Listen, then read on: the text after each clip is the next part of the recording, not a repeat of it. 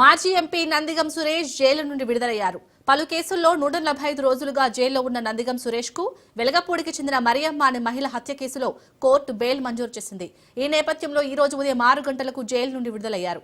10,000 రూపాయల పూచీకత్తు సమర్పించిన నందిగం సురేష్ ని జైలు అధికారులు విడుదల చేశారు.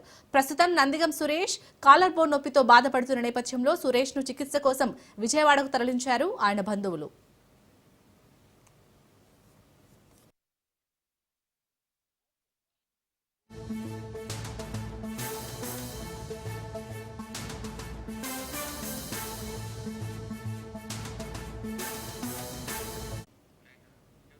మాజీ ఎంపీ నందిగం సురేష్ జైలు నుండి విడుదలయ్యారు. పలు కేసుల్లో 145 రోజులుగా జైల్లో ఉన్న నందిగం సురేష్ కు వెలగపూడికి చెందిన మరియమ్మ అనే మహిళ హత్య కేసులో కోర్టు బెయిల్ మంజూరు చేసింది.